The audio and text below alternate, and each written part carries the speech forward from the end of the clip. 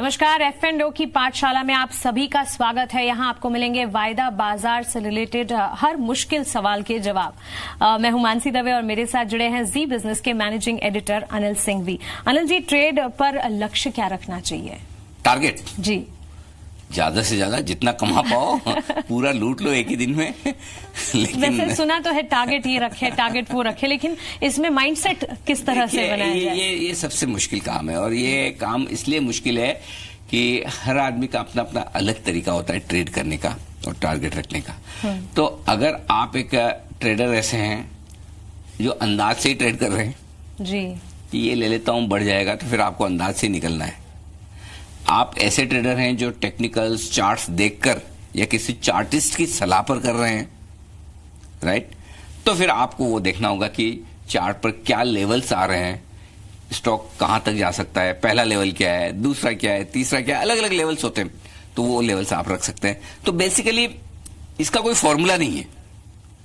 अगर आप बिना किसी फॉर्मूले के, बिना किसी स्टडी के अंदाज से ट्रेड कर रहे हैं तो फिर आपको अंदाज से निकालना। बहुत सारे लोग होते हैं, अच्छा 101 में ले ले, 103 में डाल दे, वाह ठीक है मुझे इतना ही कमाना है।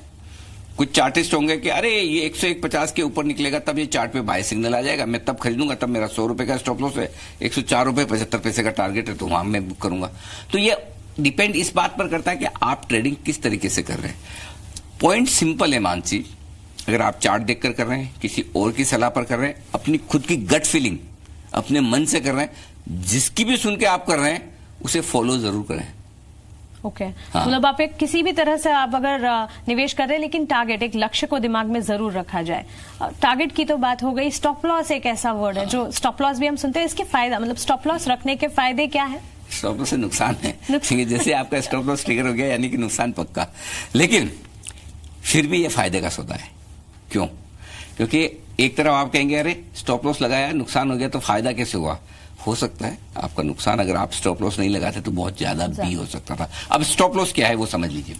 आपने कोई भी ट्रेडिंग पोजीशन ली और वो ट्रेडिंग पोजीशन, सपोज आपने कोई शेयर 100 रुपए में खरीदा इस उम्मीद में कि 105 हो जाएगा, और ज्यादातर केस में ऐसा होता ही है कि जो आप सोचे वैसा नहीं होता, उसका उल्टा होता है। तो आपको सौदा करते वक्त ये दिमाग में बिठा लेना है कि इस ट्रेड में मुझे इससे ज्यादा पैसा नहीं तोड़ना है, इससे ज्यादा नुकसान नहीं करना है। वो इन टर्म्स ऑफ प्राइस हो सकता है, इन टर्म्स ऑफ मनी हो सकता है। प्राइस कैसे? कि मैंने 100 रुपए में शेयर खरीदा, 98 या 97 के नीचे जाएगा तो मैं बेच दूंगा। इन टर्म्स ऑफ मनी हो सकता है कि भाई मुझे इस एक ट्रेड में 25,000, 50,000 या लाख रुपए से ज्यादा का या 5,000 रुपए से ज्यादा का नुकसान नहीं करना है। जो भी आपका अमाउंट हो वो आप डिसाइड कर लीजिए, और उस प्राइस के नीचे जाए तो सिस्टम में एक फैसिलिटी है स्टॉप लॉस डालने की। ओके, यानी कि आप कोई भी ट्रेड करें, एक आप ऑर्डर पंच कर सकते हैं कि अगर ये शेयर 98 रुपए पर ट्रेड हो जाए या इसके नीचे ट्रेड होने लगे तो मेरा स्टॉक बिक जाए। तो स्टॉप लॉस से ये फायदा है, एक तो ये कि आपको पता है कि मेरा नुकसान इतना ही होना है। दूसरा, एक कई बार क्या होता है कि अचानक से शेयर बहुत गिर जाता है, बहुत बढ़ जाता है, तो आपकी जो पोजीशन है उस पोजीशन के विपरीत अगर शेयर चलने लगे तो आपका नुकसान लिमिटेड हो। तो आपको ट्रेड करना आए या ना आए मानसी, वो इंपॉर्टेंट नहीं है।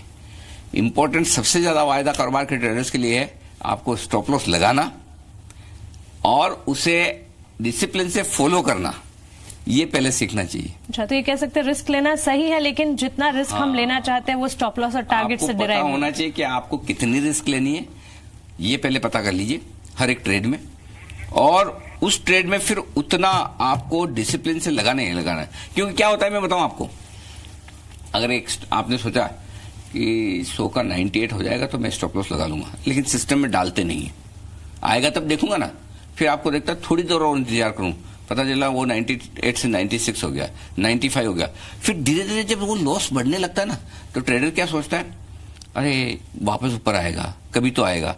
वो फिर 100 वाला 90 वाला 85 वाला 80 कब हो जाता पता नहीं चलता।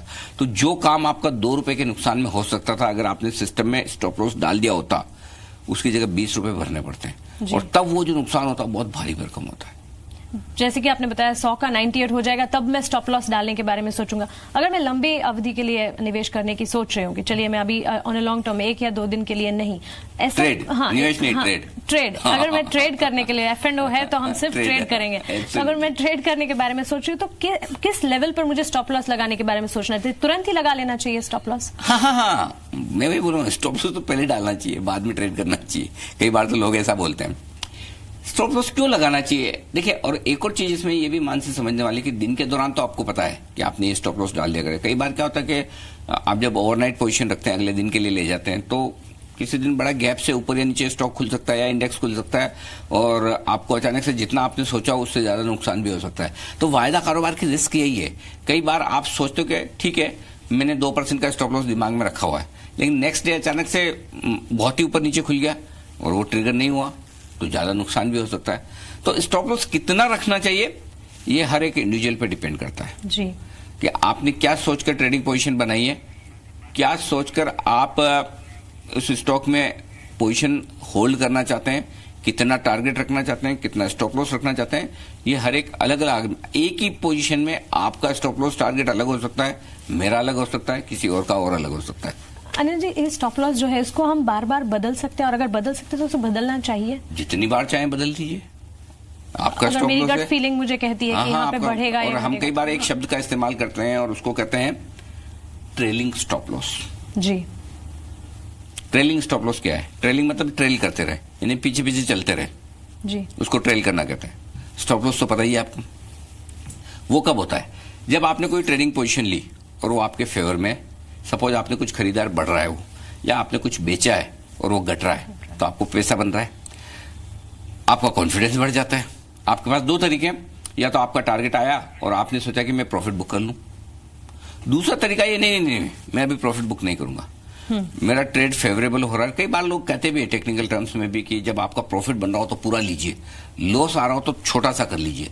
तो मैं क्या ऐसा करूं जिससे मेरा प्रॉफिट और बनने की संभावना है तो बनता रहे और नुकसान सीमित हो। तो जो समझिए आपने 100 रुपए में कोई शेयर खरीदा, उसका दाम 103 हो गया, आपने टारगेट रखा था 104 का, तो अब आप क्या करेंगे कि स्टॉप लॉस आपने 98 का रखा था, क्या मैं अपना स्टॉप लॉस आगे बढ़ाकर 100 रुपए कर लूं, 101 कर लूं, 102 कर लूं, ताकि कम से कम मेरा प्रॉफिट बचा रह जाए या मेरा प्रिंसिपल का नुकसान ना हो। क्योंकि आपका जो 100 वाला 103 हुआ, हो सकता है वापस वो 100 भी हो जाए, वापस 98 भी हो जाए, और पता चला आपका स्टॉप लॉस ट्रिगर हो गया, कहां आपको 3 रुपए का मुनाफा मिलना था, उसकी जगह 2 रुपए का नुकसान हो गया। तो इसके लिए आपको ये करना चाहिए कि अपने स्टॉप लॉस को धीमे धीमे ऊपर की तरफ शिफ्ट करते रहे, ताकि आपका प्रॉफिट प्रोटेक्ट रहे, नुकसान ना हो। अच्छा, और चाहे लॉन्ग टर्म हो या शॉर्ट टर्म हो, टारगेट और स्टॉप लॉस मेंटेन। हाँ, आपके टारगेट आपको बदलिए, टारगेट नहीं बदलने तो स्टॉप लॉस बदलते चलिए। तो टारगेट और स्टॉप लॉस वायदा बाजार के एक अहम नियम है, ये हमने इस बार जाना। आगे ऐसे ही कॉन्सेप्ट्स लेके आएंगे, आप बने रहे हमारे साथ। नमस्कार।